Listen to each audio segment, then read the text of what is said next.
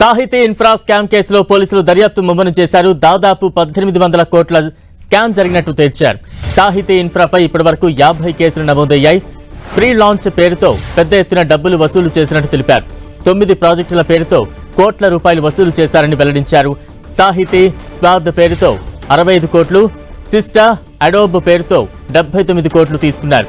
సాహితీ గ్రీన్ పేరుతో 40 కోట్లు, సాహితీ సితారా పేరుతో 135 కోట్లు, సాహితీ మెహా పేరుతో 44 కోట్లు, ఆనంద ఫార్చ్యూన్ పేరుతో 45 కోట్లు మోసం చేశారు. సాహితీ కృతి పేరుతో 16 కోట్లు, సాహితీ సుదీక్ష పేరుపై 22 కోట్లు వసూలు చేసినట్టు చెప్పారు. డబ్బును వ్యక్తిగత అవసరాల కోసం వాడుకున్నారని పోలీసులు గుర్తించారు.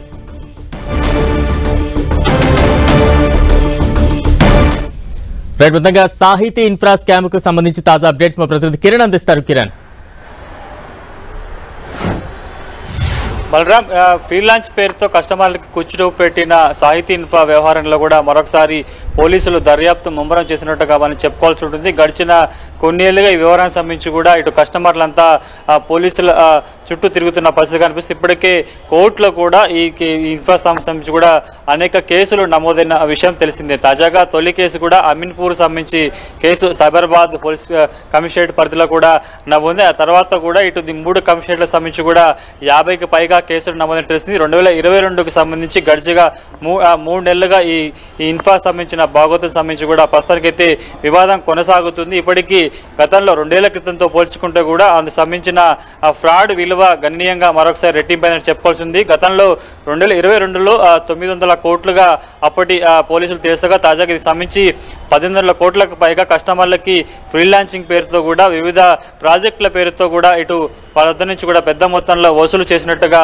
పోలీసులు గుర్తించడం జరిగింది. ఈ వ్యవహారానికి సంబంధించి ఇన్ఫ్రా సంబంధించిన చైర్మన్ కుటుంబ సభ్యుల్లో కూడా ఈడీ కేసు నమోదు చేయడం జరిగింది. ఒకవైపు కోర్టులో ఈ సంబంధించిన వివాదం కొనసాగుతున్న నేపథ్యంలో కొన్నేళ్లుగా కస్టమర్లకు సంబంధించి తమకు న్యాయం చేయాలంటూ కూడా కోరుతున్న పరిస్థితి కనిపిస్తుంది.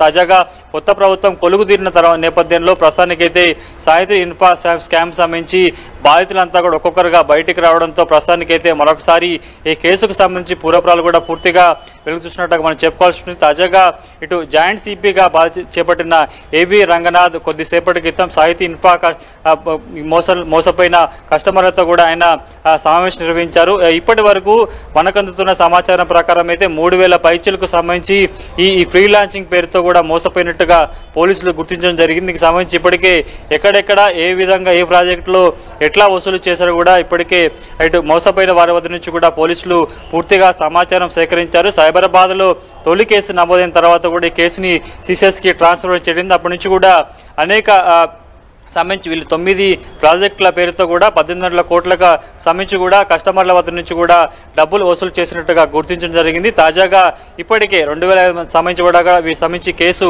కొనసాగుతున్న నేపథ్యంలో సిసిఎస్ మరొకసారి ఈ ఫ్రీలాన్సింగ్ వ్యవహారానికి సంబంధించి కూడా బాధితులంతా పోలీసుల స్టేషన్ల చుట్టూ తిరుగుతున్నారు. కోర్టులో కూడా కేసును కొనసాగుతున్న నేపథ్యంలో త్వరితగతిన బాధితులందరికీ న్యాయం చేసేందుకు మరొకసారి కేసుకు సంబంధించి కూడా పూర్తి డీటెయిల్స్ ఇస్తున్నట్టుగా తెలుసు. అందులో భాగంగానే ఈరోజు కొంతమంది కస్టమర్లతో ఇందులో ఫ్రీలాన్సింగ్లో భాగస్వాములైన వారితో కూడా సమీక్షించి వారి వద్ద నుంచి కూడా పూర్తి వివరాలు సేకరించడం తెలుస్తుంది. ఇప్పటికీ మనకు అందుతున్న సమాచారం పోలీసు చెప్తున్న వివరాల ప్రకారం అయితే 1800 కోట్లకు పైగా వీరు వివిధ ప్రాజెక్టుల పేరుతో కూడా కస్టమర్ల వద్ద నుంచి కూడా డబ్బులు వసూలు చేసినట్టుగా పోలీసులు గుర్తించడం.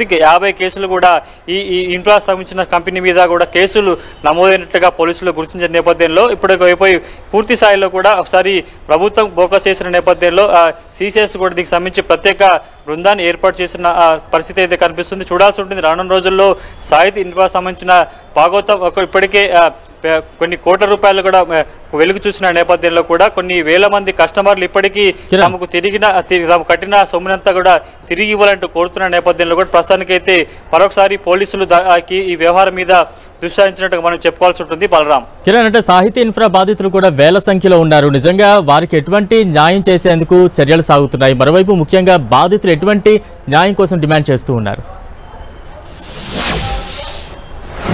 ఎందుకంటే ఈ సాహితీ ఇన్ఫ్రా సంబంధించి కూడా వివిధ పేరు ఎక్కడ భూమి లేకపోయినా కూడా ఫ్రీలాన్సింగ్ పేరుతో తాము భవంతులు కడుతున్నాము, రియల్ ఎస్టేట్ చేస్తున్నామంటూ కూడా ముందుగా కస్టమర్లు నమ్మించడం, వారి వద్ద నుంచి కూడా అందిన కాడికి దోచుకుంది. కానీ ఒక ప్రాజెక్టు పూర్తి కాక ముందుకే పదుల సంఖ్యలో ప్రాజెక్టులు చేపట్టడం, అందుకు సంబంధించి ఎక్కడా భూమి లేకపోవడంతో కూడా బాధితులు చివరికి సాహితీ ఇన్ఫ్రా సంస్థ కూడా తమని మోసం చేసిందని కూడా వారంతా కూడా వాపైన పరిస్థితి కనిపిస్తుంది. ముందుగా సైబరాబాద్ అమీన్పూర్ సంబంధించిన వ్యవహారంలో కూడా తొలి కేసు నమోదిన తర్వాత కూడా కూపీ అంతా లాగిన నేపథ్యంలో కూడా వీళ్ళు నిర్వహిస్తున్న 9 ప్రాజెక్టు సంబంధించి కూడా ఎక్కడ ఎలాంటి భూమి కొనుగోలు చేయకుండా కూడా కేవలం కాగితాలకే పరిమితమై ఫ్రీలాన్సింగ్ పేరుతో కూడా మధ్యతరగతి సామాన్య ప్రజల మధ్య నుంచి కూడా పెద్ద సంఖ్యలో ఇటు ఫ్రీలాన్స్ సంబంధించి కూడా ఆ సొమ్మును వీళ్ళంతా కూడా తీసుకున్నట్టుగా తెలిసింది. కాబట్టి ప్రస్తుతానికైతే గత 2 ఏళ్లతో పోల్చుకుంటే అందుకు సంబంధించిన వీళ్ళు స్కామ్ చేసిన సంబంధించిన ఏదైతే వ్యవహారం ఉంటుందో కూడా గతంలో 900 కోట్లుగా చెప్పుకున్న ప్రస్తుతానికైతే పోలీసులు చెప్తున్న లెక్క ప్రకారం అయితే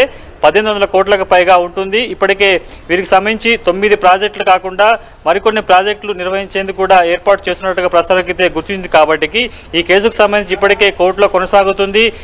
ఈ కుటుంబ సభ్యుల సంబంధించి కూడా ఈడీ ఇప్పటికే అనేక విధాలుగా దర్యాప్తు చేసింది. కాబట్టి ప్రస్తుతానికి సీసీఎస్ మరొకసారి ఈ వ్యవహారానికి సంబంధించి కూడా కొంత మరికొన్ని విషయాలు తెలుసుకునే ప్రయత్నం చేసి అందులో భాగంగానే ఈరోజు ఎక్కడైతే ఈ 9 ప్రాజెక్టులకు సంబంధించి 3,000 పైచీలకు సంబంధించిన బాధితులు ఉన్నట్టుగా పోలీసులు గుర్తించరింది. వీరికి సంబంధించి వీరి వద్ద నుంచి కంపెనీ సేకరించిన సొమ్మును కూడా వివిధ రూపాల్లో పెట్టుబడి పెట్టింది. కాబట్టి ఆ పెట్టుబడులు ఎక్కడెక్కడ ఏ విధంగా పెట్టుబడులు పెట్టారో వాటికి సంబంధించి పూర్తిగా రాబట్టుకునే అవకాశం ఉంటుందా, వచ్చిన తర్వాత వీరికి ఏ విధంగా పంపకాలు చేయాలి. ఎందుకంటే 3,000 మంది సాయుగా ఒకరు లక్షలు, 2 లక్షలు, 3 లక్షల నుంచి అలా కొన్ని లక్షల రూపాయలలో కూడా బాధితులంతా కూడా వాళ్ళకు పెట్టుకున్నారు. కాబట్టి తిరిగి ఏ విధంగా చెల్లించాలన్న కోణంలో కూడా ఈరోజు ఇటు సీసీఎస్ సంబంధించిన ప్రత్యేక బృందం కూడా వీరితో సమావేశం నిర్వహించినట్టుగా మనకైతే తెలుస్తుంది. బలరాం.